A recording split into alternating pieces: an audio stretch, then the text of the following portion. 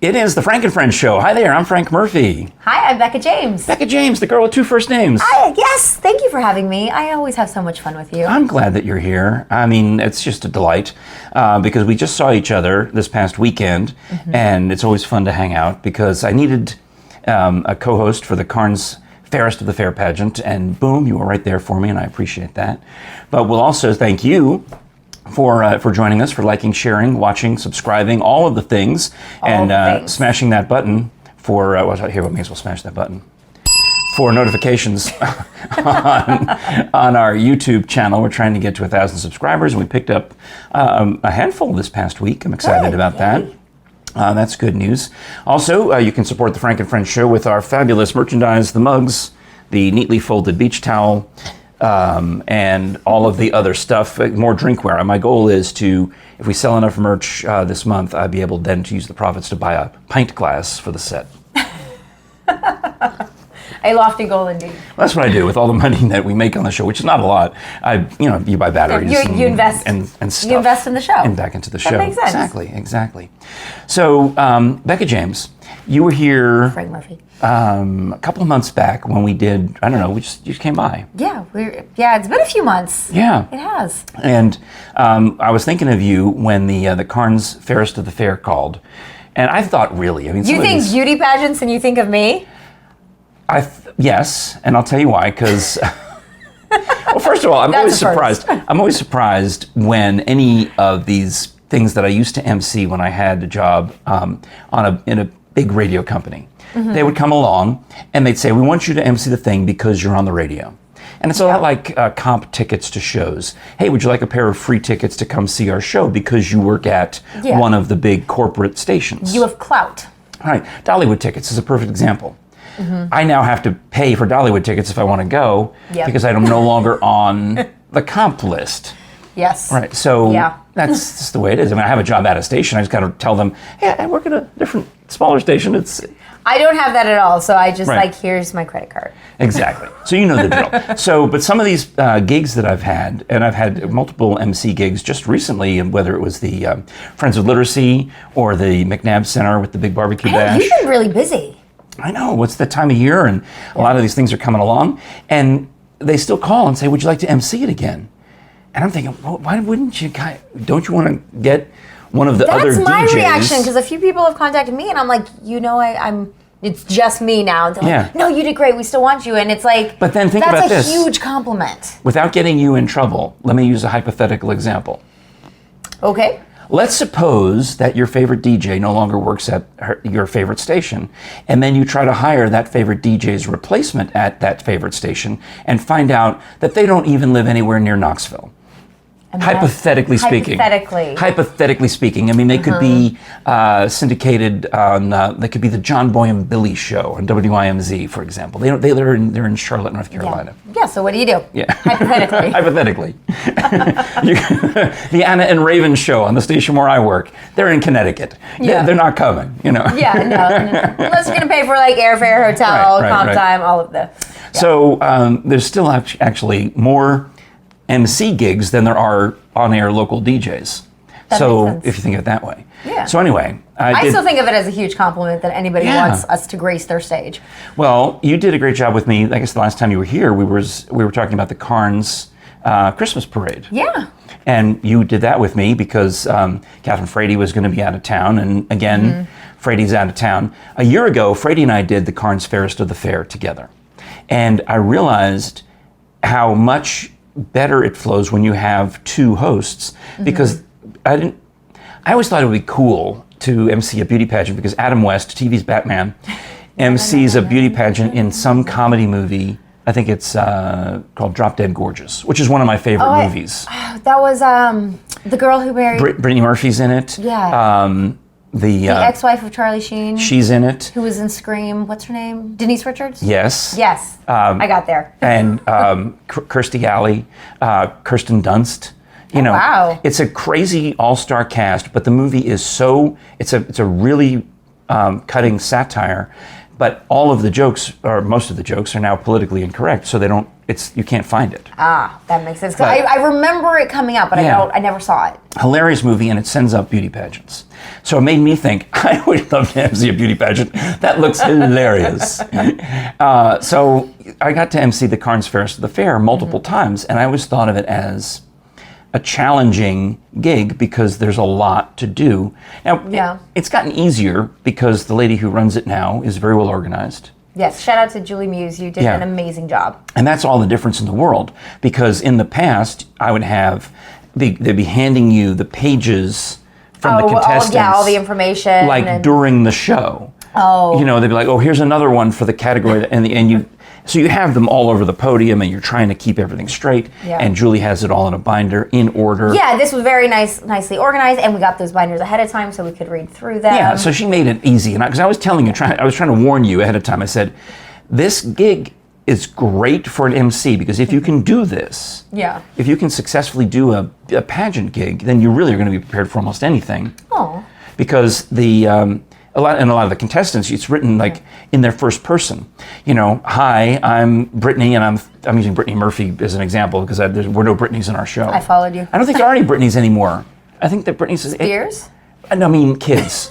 I think Brittany has aged out of children's names. It'll come back around, because just like right now, names that were popular in like the early 1920s are coming back to style. We'll eventually get back to Brittany's. Oh, that's right. Yeah, I got an Isabel in my family now. That's a good point. I love that name. So anyway, you get these pages that says, hi, I'm Brittany, and I'm 5, and I enjoy horseback riding, and you can't. And on the fly, because I remember seeing that, you had to change it to, this is Brittany, she loves this, and this. And so you had to, transpose. While you're reading it, transpose, that's the word, you had to do that on the fly, and that was... That's part of the challenge. Yeah, it really was. When you get the binder a day in advance, I went through and all the I's, I just put a hash mark on them, and I knew. And I'm normally like that, but I had plans Friday night. I had stuff with my kids all day Saturday. We took them bowling for the first time. Congratulations. Thank you. They had so much fun. One of them got a strike, his first bowl. Yeah? Yeah, I was so impressed. Anyways, off on a tangent. But yeah, so I actually did not do as much prep as I normally would for a gig. So I was literally like, when you pulled up in the parking lot, I was just kind of going through the binder for the first time, going like, I need to read this. I pull up next to her, and she's pulls down the window and goes, I'm cramming, and the window goes back up. I'm like, oh, okay. I was trying to prepare a little. But I knew what you meant, because it was good to have all of that. And plus, when you have 2 hosts, you've got my back, I've got your back, and it makes everything just flow so much more smoothly. So I was ready, a couple of years ago, I was ready to tell them, look, I don't want to do this anymore. Aw, but you do so good. But it's gotten easier because Julie's more organized, and it's gotten easier to have a competent co-host. Freddie did a great job last year. You did a great job this year. Thank you. So, So anyway, that was a delight. And you looked really sharp in your tux, by the way. And I have to thank Robin at Prestige Tuxedo, who used to be in the costume department at Dollywood and a bunch of theme departments. She was telling me about all the different shows where she used to create costumes. Wow. Before she got the job at Prestige. So I go over there, and she looks at me, and she's like, okay, we're going to do this. And there's a mannequin. When you walk in to Prestige Tuxedo, there's a couple of mannequins. One of them has this, was just wild look. And my wife and I, she came with me, she joked, oh, we could see Dino Cartwright in that outfit. And Robin goes, what color was it? Every color. Oh, it was and I don't even know how to describe it except to find the picture of Dino wearing it at some point. But, and then Robin says, how did you know? Dino has worn that. He comes in here all the time. And she says, when Dino comes in, he just goes right to the back and starts picking his own stuff off the racks. But Robin had another one on a mannequin that was that blue with the black shawl collar. And she says, you'd look great in that. When's the gig? And I said, at this point, it was still a week away. She said, oh, no, I don't think we'll be able to get that one in the time. And then, wouldn't you know it, she did some magic. She went back in the warehouse. She looked through some things and found one. Well, I'm glad she did, because you looked really good in it. She said, and no, the trick was, she said, this one is tall enough for you, but it'll be a little snug around the waist. So what we're going to do is we're going to put you in a black vest, and no one's going to notice that the jacket's unbuttoned. Your jacket was unbuttoned? I didn't notice. Robin I had no idea. Robin did her costuming magic. Yes, she did. She technically gave me a jacket that was a size too small because she had it in stock, but she compensated by redoing the vest and making it all the look blended, and it looked great. It did, and I really am You took a selfie. I'm like, I'm gonna have to go back to the. I'll put the selfie on the tape. screen. I'm like, I don't even. I know. Remember. Well, Robin and my wife is there, so the two of them are talking, blah, blah, blah, and getting this all worked out. And I'm excited, right? So this was before the 4th of July. They're going to be closed for the 4th. And, I get the notice, I guess it was the Friday before, when was the event? It was on a Saturday? It was Saturday. Yeah. So, Only 2 days ago. The day before, the tux is ready to pick up. Now, meanwhile, I've also am Facebook friends with Eddie and Blake and some of the other big shots from Prestige Tuxedo. I mean, Eddie Manis, everyone knows Eddie, right? Yeah. I went to, he invited me to, when I worked in big time media, he invited me to be a press rep on an honor air flight to DC. How cool. Which is one of the best things I've ever done. So I had seen that there was a big estate sale. Okay. Now, Eddie didn't specifically mention what it was, but he had these pictures of shirts and pants and pots and pans and record albums and all of these different things. And the estate sale was going to be at Prestige Tuxedo, and it was going to be on the days that I was going to be there, Friday and Saturday, right? Okay. So I wasn't planning on going and checking out the estate sale. I wasn't. But it's going on right there. And Robin calls and says to me, it's convenient. There's a lot going on. Technically, the front lobby is going to be closed. So if you want, you can just come pick up your suit and go take it home and try it on. But they've got all the air conditioning going into the warehouse for the estate sale. The front office is going to be. I said, look, I got to do this. I got to try it on. Okay. I get in there, and I came earlier in the day when it was not as hot. Tried it on. Everything looked good, and I'm glad I did because she had to adjust she gave me two pants. One was set for the waist. One was set for the length. She said, try them on, and then whichever one you like better, we'll adjust the length. So that's what we did. Oh, so well, there you go. And right there on the spot. So while she's doing that, I wander into the estate sale. Oh. Yeah.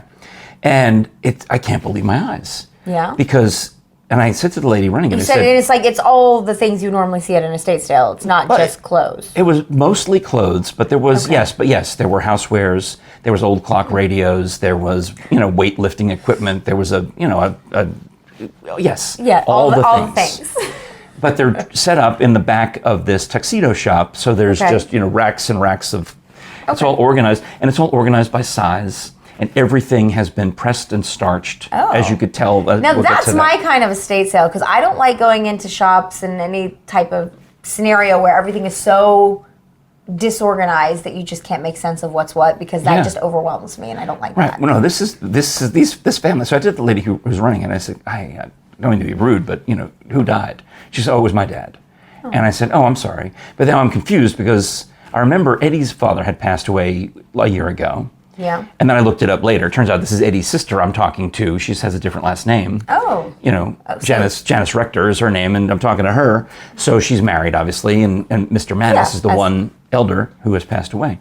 But there's so men's clothes, women's clothes, and all organized by size, all cleaned and pressed at Prestige. In fact, I said to him, when the shirt that I'm wearing today, I said, when I take this back to Prestige, is it going to go return to the wrong people? Because usually there's a little barcode. Oh, the tag. Yeah. That tells you who's it belonged to. But apparently they'd even gone through and taken off all the barcodes after they cleaned them. Oh, wow. I know. I like that level of detail. Yeah. That makes me happy. So this is one of the shirts that I bought. And is that why it was so starched that I had to help you get the buttons on? And I had a difficult time? But it's beautiful, right? It is. And this shirt that I bought, I paid maybe $5 for it. I'm surprised you paid that much, Frank. Well, wait, there's more. Oh. But this one was Brooks Brothers. And as soon as I looked at the label, I knew immediately because several years ago, my sister had given me a Brooks Brothers shirt this size, this pattern, but blue. You probably see me wear it on the show. Oh. So I have this exact shirt, but in blue. And I thought, well, I know that one's a no-brainer. Let me tell you a secret, Frank. You find a shirt that you like that fits, you buy all the colors. Well, Always. Normally I couldn't afford a brand new Brooks Brothers shirt, okay? So here I've got one that's at the estate sale for $5. So I ended up buying 10 shirts. Oh, wow. But the prices ranged from 2 to 3 to 5. And they had maybe some that were more. But I spent $28 for 10 shirts. So that was an average of $2.80 a shirt. That's a nice deal right there. I mean, that's how much it's going to cost me to clean them in the future. Maybe tell them a little less starch. Yeah, probably. Just a little. Well, they have it on our profile. It already says press and light starch. You can tell I don't dry clean things often. Like fancy dresses are about the only thing I get dry clean. Everything else, I don't care what it says on the tag, it's going in the regular laundry. So you had your fancy dress on for Yes. the Karns Fairest of the fair. Yes. Do you know how long I've had that fancy dress? Well, yes, because you've told me, but I got it for Dancing with the Knoxville Stars in 2015, 2016, the year I won. yeah. Have to just remind people. So 7 years? I'm still really proud that I won a dancing competition because I am not a dancer. So you won the dance part of it. I did, and Kristen Farley won the fundraising part. And we now actually work together with.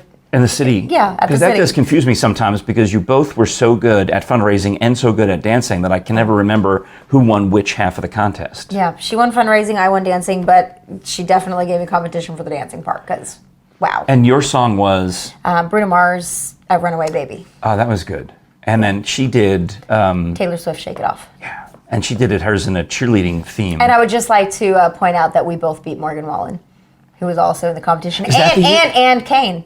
Is that the Glenn yeah, Jacobs? It was a good year. Morgan Wallen is a big deal, right? He's a very big deal in country music. He's Okay. had some controversy, but he's Because I don't know. making a lot of money in country music right now. I did an interview with Leanne Morgan on PBS recently, and we showed some pictures from Dancing with the Knoxville Stars that I had, and that she had, and the one year she competed, and another year she judged. So I'm guessing that she judged the year. I think she judged my because year. Morgan Wallen is in one of these pictures, right? Yes, yeah. And she says, "Oh, and there's Morgan Wallen," and it flies right over my head.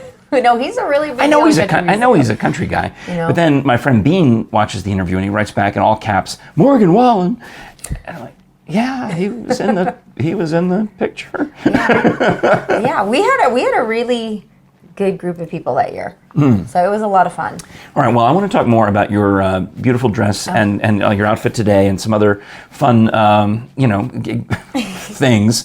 But I'll also stop and talk about, speaking of fabulous, high-classy events, you can have them at my friend Maureen's place. It's called the Middleburg Barn in Middleburg, Virginia. I believe you've told me about this before. In the Hunt Country. Yeah. And she's going to have private parties, fundraisers, weddings. In fact, it's wedding season, of course. Yes, it is. So the Facebook page for the Middleburg Barn has been full of beautiful couples getting there, having their beautiful weddings at this beautiful barn, which is really only 5 years old. Oh. Yeah, and I was there in 2017 when they were putting it together, putting the final touches on it. You've got some pictures up. It looks really This is on their website. Yeah. When you go to the middleburgbarn.com, you can see all of the things, and it's just got this look. You feel like you might be at the Kentucky Derby at Churchill Downs or something. It's got that classic look to it. It's rustic luxury, they call it. The Gucci Barn, and it's been. That's my type of style. I love things like that. Wedding Wire always rates it very highly on their list. How far is Middleburg, Virginia? Well, it's from here. It would be, an 8-hour from Knoxville, an 8-hour drive. But we have friends and family who watch up in the D.C. area, and for you, it's nothing. Yeah. It's 40 miles west of D.C. on Route 50, about a 10 or 15 minute drive from Dulles International Airport. That's not bad. It's that part of Virginia that it's like a little bit of a time capsule because it's an old. A lot of the buildings, probably built in the 1700s in that area. Oh, I love that. It's just a more peaceful time. Yeah, and I remember going to the Catholic church where JFK used to go on Sundays occasionally. Oh, wow. And they have a plaque on the pew that says, "Kennedy sat here." So, of course, you don't want to go sit there. You make sure you get there early, get the right chair. Literally sit in his chair. So that was kind of like a getaway. And Maureen recently who runs Middleburg Barn, she was mourning the passing of actor James Caan because he's been there to visit. His friend Robert Duvall is in the neighborhood, and they went horseback riding at Fox Chase Farm. So they're known in the neighborhood. They hung out and did stuff. Yeah. Yeah, kind of cool. I don't think Jimmy Caan lived in Virginia. He was visiting. Yeah. But they have pictures of him, petting the horses. You say Robert Duvall, and I still think of Secondhand Lions, which is my favorite movie that he's ever been in. Now, he does live in Virginia somewhere. Yeah. So he goes over He should come here and visit. Oh, he would love it. He has actually been to. This is a side note, but like many of the stars, they go to Blackberry Farm. I've heard. I've never been there. I don't think I have the right kind of car to drive up. Yeah. Well, so we'll finish the commercial for Middleburg Barn. Look them up online at themiddleburgbarn.com or call 540-687-5255. But so many tangents. But so the tangent about Blackberry Farm and Townsend, I also don't. I mean, with this shirt, I could probably get in. Probably. But a lot of the stars go there. One time, Jimmy Kimmel told this story on TV about his wife kidnapped him for a birthday getaway. Didn't tell him where he was going. They just got on a plane. Oh. Flew to McGee Tyson. Okay. And drove down. And he spent the weekend at Blackberry Farm. Oh, nice. I think Kelly Clarkson. Did she get married there? Yeah. Does that still count? Yes. She got divorced, I think. Wait, she just goes by Kelly now, right? Did she change her name? She's confusing everybody because it's about the money. It's professionally she's Kelly Clarkson. Oh, okay. But I think personally she was changing her name to like Kelly Marie or Kelly something. Something like that. Because of the divorce. But it has to get anyway. Once the husband gets, it's complicated. Yeah. And we don't really know their business because we're not part of the relationship. And I'm now past the part where I really had lost interest anyway. So you look it up yourself. This is not a celebrity gossip show because I've lost interest in Kelly Clarkson's life at this point. I've told you everything I care about. And Billy Bob Thornton and Robert Duvall were making a movie in Atlanta and decide to take a weekend off, and they drive up from Atlanta up to Blackberry Farm. Oh, nice. Yeah. So anyway, that's the enough side notes. Speaking of fancy clothes. Back to fancy clothes. What are you wearing now? What are you wearing today? Today it's just a sunflower dress with pockets. Because I can kind of see the sunflowers. That's why you told me to wear the yellow one, because you went through the 10 shirts that I bought and picked this one. Well, it's Amazon. Did you buy it in all the colors? I didn't, knowing that Prime Day was coming up at the time in which I bought this, so I will go back and hopefully get a sale on some of the other colors. Oh, okay. I was self-conscious because I had put on a gray T-shirt under this, and I was worried that it would show through. And you said, no, it's the same as you. When you put on, where you were getting dressed this morning, you were like... Oh, yeah. My undergarments were not the right color, so I had to change. Because so much thought. We think about things like this. Yeah, so much thought has to go into it. Yeah. And your Dancing with the Stars dress, just absolutely lovely. Which I had not even tried on in 7 years until I put it on that morning. I sent you a picture and I was like, hey, does this work? Is this too fancy? It looked fantastic. And you were like, it's great. I'm like, thank goodness I still fit into it. Well, I wanted to tell you a quick story about getting dressed, and it's got to do with some of the grandkids. Oh. My grandsons, for 4th of July, they go to a costume party or a theme party. Oh, how fun. And it's this was the last year of it. One of the relatives on Brian's side of the family has a big party up in Saugerties, New York, and on the 4th of July, because the parade would go past their family home. Okay. And for years, I think for 30 years, they would put on these elaborate parties in the front yard. Time. But it got to the point where it's probably more popular than the actual parade, because people would be crowded around, and they would do, and breaks in the parade, they'd run out in the street and do the chicken dance, and they had a DJ and they had speakers. Oh, wow. I want to go to this party. And they would do their own commentary on the parade, their unauthorized commentary on the parade. That's awesome. So now I feel like we should set up by a parade and do that, Frank. Yeah. We should find a parade and do that. I'll do it. I'll totally do it. That's actually pretty fun. Going back in history, Fraser Smith was a famous DJ in Los Angeles. He worked on mostly on KLOS, but a couple of different stations, maybe KMET. And he would do his alternative Rose Parade commentary on the radio. Oh, I bet that's great. So what you would do is you would turn down the TV sound and turn on the radio sound, and he would do his sarcastic Rose Parade coverage on the radio. That's amazing. So anyhow, all the snarky comments that you think, but you're like, that's too judgy. I shouldn't say that. He says them. One of my first parade gigs, I did the Vienna, Virginia Halloween parade, because someone else couldn't do it, and they asked me to, and I had a blast. I was cracking jokes, and people were laughing, but I think I must have crossed the line. Oh, they didn't invite you back? No. Yeah, you definitely crossed the line. But it was the official, I was on the official podium, and the mayor and everybody was in all that. So, but anyway. You got big for your britches. Right, I did. I was young. I didn't know. So the kids are all dressed up in different costumes, and this kind of a mishmash theme, over the years they've had Star Wars themes, and they've had Pick a thing, pick a pop culture thing, superhero themes. Yeah, whatever. they've gone with it. So what was this year's? This year was you're supposed to go as a character with your same first initial. Okay. So, like, Artie went as Artie America, and they gave him a beer hat. And he put beer hat? He was Artie America, and he put two Sprite Zeros in there, and he's drinking them out of the straw. Oh my gosh. And I think he took his Captain America shield and put it under his shirt to make it look like he had a big belly. That's actually adorable. You're going to have to show me a photo of this. And then, and Timmy was the Tin Man, because they had a Tin Man costume. So Timmy, Timmy, here's T, That works. Tin Man. Some woman whose name started with D was a Dorothy. Mm-hmm. The guys who are running the parade, their names are Greg and something with an A, so they went as Ace and Gary, the ambiguously gay duo from Saturday Night Live. Circa what years? Sorry. Oh, this 90s. Steve Carell and Stephen Colbert were the voices of this bit.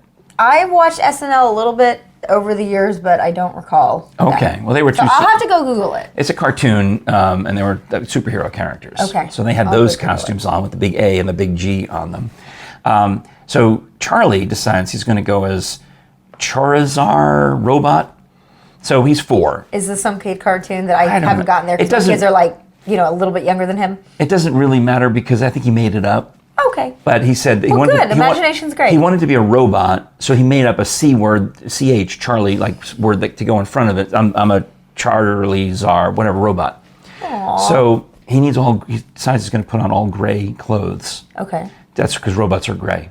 Oh, they're only gray? This one is. Okay. So he looked like a regular kid wearing gray clothes. But at the end of the parade, he pulls off his gray shirt, and he's got another shirt on under it. He pulls off his gray shorts, and he's got another pair of shorts on under it. He sits down, and he pulls off his 2 gray socks, and he's got 2 gray socks on under it. And people are saying, "What are you doing?" He said, "Well, I'm taking off my costume socks. This is my costume shirt, this is my costume pants, and this is my costume socks," even though they're exactly the same as the socks he's wearing underneath, which are not costume socks. That is really adorable. That is so much less embarrassing than what my kids did on the front yard. But then he says to them, he tells somebody, "Don't worry though, I don't have on costume underwear." So he doesn't need to peel off any costume underwear. Which is good, because that's exactly what my kids do. They peel off their... So what happened boys. was, I do. They're boys. They're 3.5. I have twins, and we were playing in the front yard. We've got a cul-de-sac, so I was down the street a couple houses with one of my twins. My husband was watching the other one, and I hear a car coming up the drive. So I make sure I've got one. We're going over to the side. I turn around just to make sure that my husband's paying attention and is watching the other kid, and I see Brady with his pants down, just peeing in the yard. And the guy who's driving by, I can just see him cracking up in the car, and I am mortified. The front yard. The front yard. This is the front yard. And, and I blame my husband. I was like, "Where were you? We were on man-to-man coverage," because we relate who's watching which kid by, sports terms. So we're either in man-to-man or we're in zone, and we were definitely in man-to-man coverage, and that was my husband's fault for letting that happen. And one of the kids is named Brady, so the sports analogy totally works. Oh my Somehow gosh. I just can't picture Tom Brady, even a toddler Tom Brady, doing that. Well, I didn't know that I could either, but it gets to the point now with my daughter's family where she's got, the 3 boys, now 2 girls. Mm-hmm. And sometimes you just have to decide, it's better to let the kid pee outside than the potential consequences. But maybe if you're aware that it's about to happen, you can guide them over to a bush and maybe facing away from the road, not just like, exactly. Here I am. No, I'll point that because out. It wasn't like, these 3.5, he's not like aiming, he's just, Poor kid. ta-da! Well, with our boys, they were in the pool, and they're I gotta go, and you don't want them to pee in the pool. Yeah. So, and at this point they're dripping wet, so you've got to dry them off, get them out of their swimsuit, and get them in the house to pee. Or you say, "Look, just go around the corner of the fence, and here's the hose. Wash yourself off." But that's the backyard. Yeah. A little different. You have to steer them to make sure they're not too close to the neighbors on either side and find a little hidden spot. And we also had an issue when we were up in Virginia, and we're at a, I guess it was Artie's first communion party, so it was not that long ago. And the two younger ones are both in the point where they gotta pee, and we're out in the middle of a park, and there's and it's raining and wet, and the dad takes Charlie, I guess, off and says they find a place in the park. Yeah. And now I've got Timmy's like, oh, now I gotta go, and then everyone looks around like, who's the next relative who can be trusted to do this? Yeah. So I'm taking this kid into the park, and I'm like, oh, this is awful. Because you have to tell him at some point, okay, pull down your pants and pee. And you have to make sure you're in a at least somewhat secluded spot. Right, but you don't want to be too close as the. No, yeah, but you also have to guide them to make sure that it doesn't just get on their pants anyway. Yes, it's I'm like, whole thing. Go hide in that, go around there. And I'm going to be back here 10 or 15 yards away. 10 or 15 yards? My goodness. What is he, an Olympic pier? I don't want to watch it. No, I don't need to be that close. I just want him to be, take care of it. How old is Timmy? Timmy's 6. Oh, okay. So a little bit different from like a 3.5-year-old. You kind of have to help with the process still versus 6 he's got it. He just needs a space. Yeah. that makes a little bit more sense. It's just like you're just standing guard, just be like. I don't remember having to do this with my son. I don't remember this being a thing. I remember he just would go to the bathroom like a normal person. You just blocked out the memories. That's all. Probably. Well, we always have so many stories. I hope you'll come back again real soon and do another show with us, because we could chat for. I mean, look at all the things I didn't even get to on the list. Oh wow! I'm amazed you had that many things on the list. Always. Yeah. Your brain never stops. I know. Mine either. and also having just had the boys here for 3 weeks and having gone up to visit them and just everything that's happened. I mean, we spent the first half of the show talking about literally just this past week. I know. It's been a busy week. And speaking of that, so Karns Fair is coming up this weekend, Saturday 10 a.m. at Karns High School.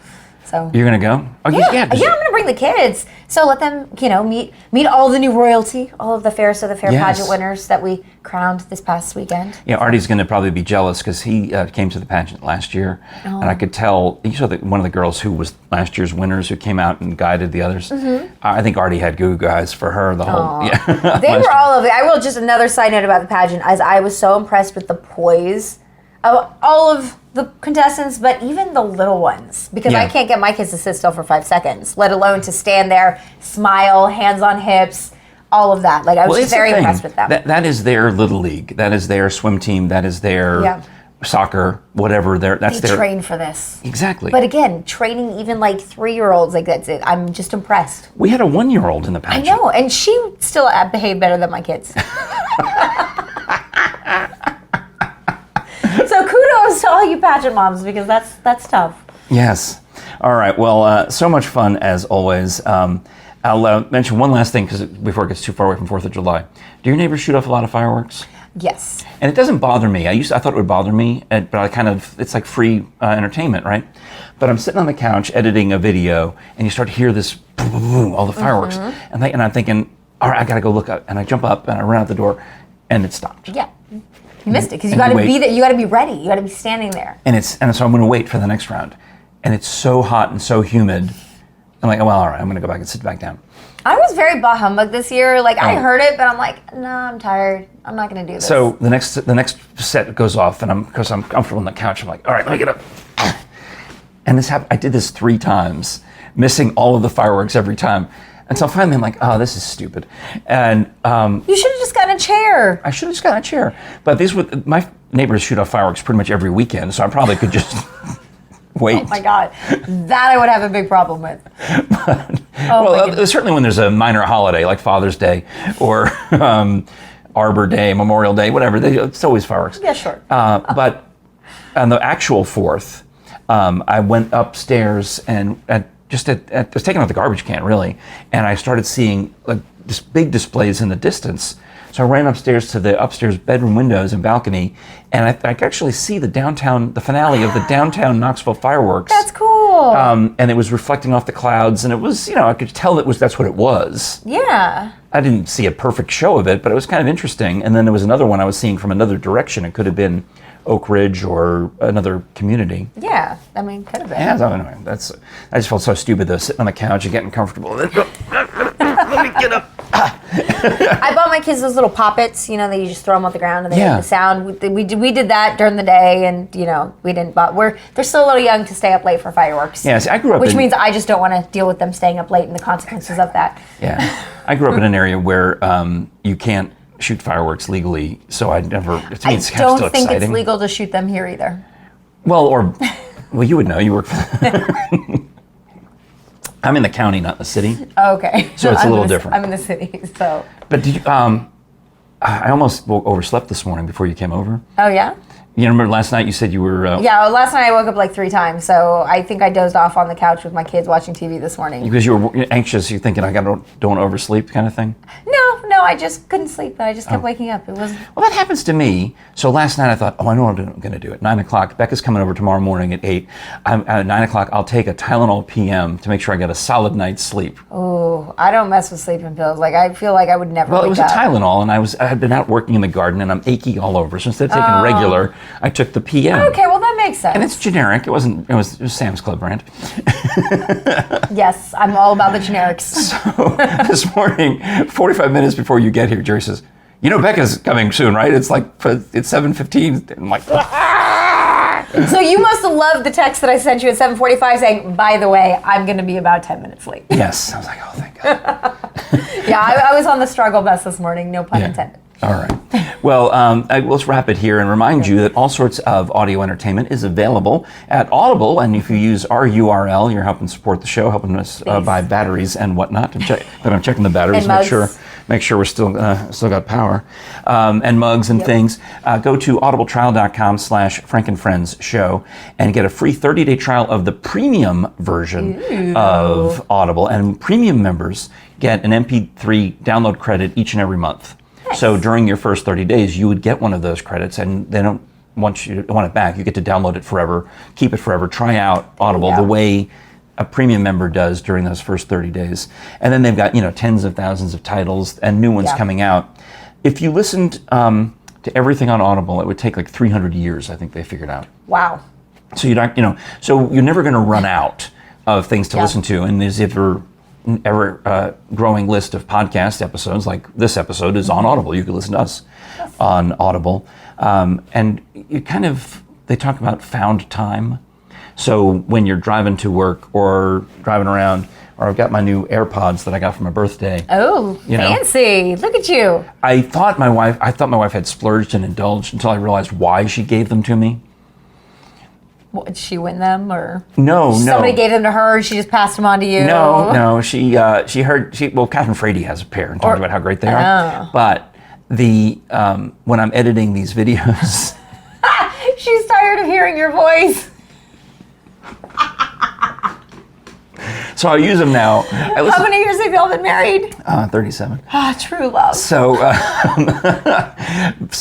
I use the AirPods now for editing video, but also use it for listening to podcasts. Yeah. So when you're in your audiobooks and any other thing you want to listen to on Audible, so go to audibletrial.com/Frank and Friends show. And if you don't want to annoy your spouse, make sure you listen with earbuds or headphones. Yes. So the reason because when you're editing, when you're editing audio or video, you listen to the same few seconds of sound over and over again to get it just right.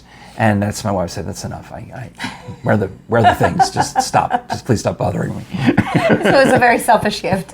And speaking of the merch, please do go to frankandfriendsshow.com/store to enjoy the soft, sumptuous towel. Ooh, that is soft. Oh, you haven't seen this before? I haven't. This is new. Oh. Summer season. Yeah. Here, let's... Oh, it's just spectacular. It's got just cover our faces. Yeah, I know. That's the bit. Everybody seems to love doing that, but it's got the nice big logo on it that Jody Collins at Feral Giant drew for us. Yeah. So it reminds me of an In-N-Out burger sign in the Smoky Mountains, if they had such a thing. A tawdry motel. Just the arrow sign. Well, tawdry. Next time, on a future episode, I have to talk about the cheap motel where my wife and I stayed up in Virginia and how awful it was. And of course, I'm in heaven going, this is hilarious. Okay, well, we'll save that for next time. Next time. I got too many stories. It is the Frank and Friends show. I'm Frank Murphy. I'm Becca James. Thanks for watching. We'll talk to you again next time. Smash that button for notifications.